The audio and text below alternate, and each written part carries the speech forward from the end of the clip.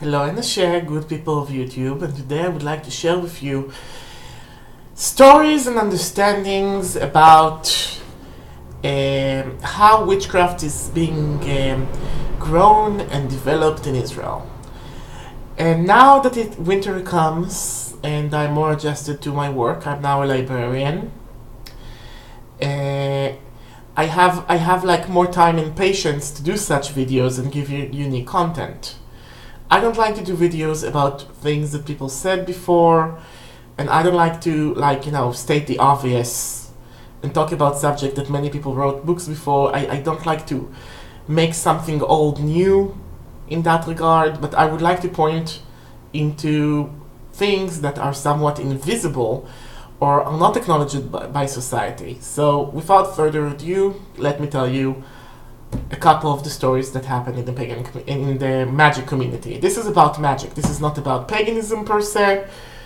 And in the end, I have a very strong saying to the magic and the pagan community together. So please try to hold on while ancient Arden is lecturing you. Anyway, it started like this. For many years, as I've been teaching witchcraft, I kept telling people, you have to be bilingual. You have to learn witchcraft by knowing both Hebrew and English. There was no other choice. Very few books were ever translated from English to Hebrew, and those are the books that were rather like crap. For instance, Teen Witch by Silver Ravenwolf is like translated into Hebrew for some weird reason. There are some mediocre quality magic books that were translated into Hebrew, such as Scott Cunningham's Earth Power, but those are the exceptions. Those are the odd ones out. And eventually, after many years where people ask me the same questions again and again and again, questions that I answered on my blog. I have a Hebrew blog about magic and witchcraft that goes back into 2004. That was before I was conscripted into the army, and it has seen me ever since I was basically 16 until now, in which I'm 34. Anyway, I answered some of those questions again and again and again. And I managed a magic forum in the website Tapoos, and answered those questions again and again and again. And of course, those questions were a lot. There were a lot of questions. There was, of course, the odd one: how do I do a love spell? But there was also the question of how do I become a witch? Now, you would think probably that this is Israel. You probably have plenty of Arabian folk magic lying around, or plenty of Kabbalistic systems of practical Kabbalah just waiting for people to pick them up, but that's untrue. Those are basically magical systems that are being practiced in secrets within certain families or certain groups, and those are not to be shared with anybody that just wants to know them.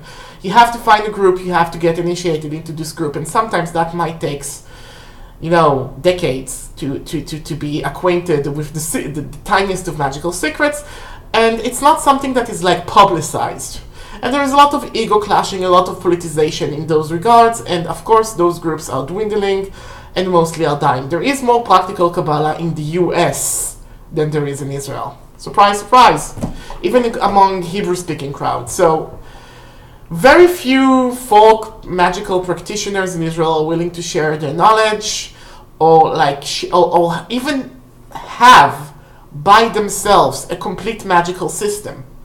They have burn some alum to lock the evil eye, use some abra seeds as incense to attract the ones you love, etc., etc., etc. But they don't have something this is an opening ritual in which you raise the energy and acknowledge the four corners, and this is the procedure that you do to get to the magical action that charges the magical action and releases the magical action. There is no such thing unless you were initiated or raised into that in Israel. So of course the easiest thing that would be acceptable is trying to sort by the Hebrew books that does deal with the Wiccan adaptation of the Golden Dawn rites. That is the system that includes divination, simple purification, raising the energy, casting a circle, calling the four corners or the four elements, doing the magic spell, releasing the energy, grounding, and then like opening the circle, which is like, funnily enough, this is what I call with my colleagues in Israel, grilled cheese toast. It's like people who needs to learn how to cook, but they only make like grilled cheese toast because this is what they do. Cast a circle, call the elements, cast a circle, call the elements. So it's like a running joke amongst like Vudunsi in Israel. Anyway, the problem is this: for people who do not know how to cook anything, making a good grilled cheese toast is important. So I decided to go through and hack through Hebrew books to see what's translated and what was originally published in Israel. We have like one pagan book that was published in Israel. It's very good, but it's like one book. A book that is pagan, that obviously contains the basics and the explanations of the different forms of like Wiccan rituals adapted in that regard to a system of reclaiming. And I made a list, and I explained the faults of each and every book in that list. And it's a list of something like 15 to 20 books in Hebrew that should be read. It's an entire article I read I've written on my blog post.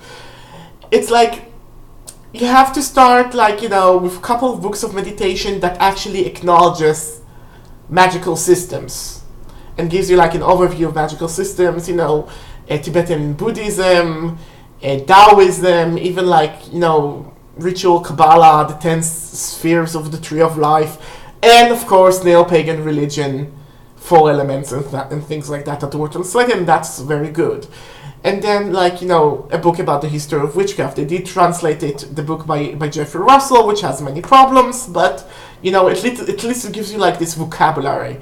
And then you get to read like a lot of beginner's book, how to shape energy, how to, I don't need to explain to you the whole list, but it's basically, the list is like cut into 4 pieces. Each piece has like, this is what you need to know for this level, this is what you need to know for this level. And I'm saying you don't have to take the moralistic edge of this, just read the techniques and practice them, and then you move to the next level, the next level, the next level. And then, in the end of the article, which, okay, I understand, it's a long article. It's a long, boring article that basically weaves to you how you can learn the basic tenets and techniques of doing like Western ritual magic that was simplified by Wicca into Hebrew words if you are not bilingual and can speak and read English like I can. And then it gets to like how to get those books. There is a website that keeps, in Hebrew, that keeps all the books that was previously published, and it tells you how much they cost and who to contact to actually get those books. So I wrote this entire list, exhaustingly long list, and I published it. And then the first thing that I got was people telling me, well, how do you get the books? And I said, you haven't read the entire article, did you? Why the fuck do you come asking questions if you haven't read the entire article? If you want to be a witch, you really have to show diligence in your studies.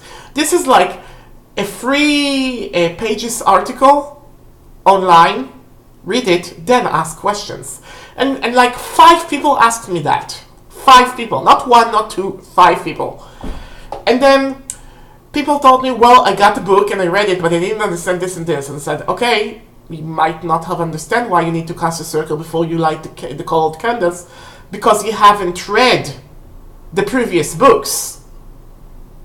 You need to read the books by the order I mentioned them. It mentions this in the article. First you read this, then you read this, then you read this, then you read this. You don't just pick a book and read it out of the list and saying that it's a recommended book, especially after I've been spending half the article disrespecting and like defaming those books, telling people like, this is a good author, but this is a bad book by a good author, and it was badly translated.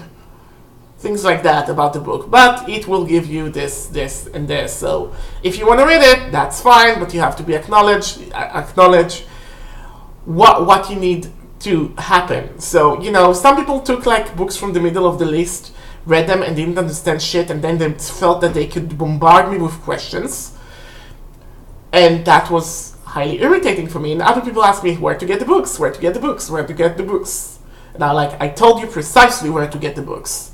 So don't come to me and tell me you don't know where to get the books from. You need to read the article, get the books, read them by the order, and you'll get the information.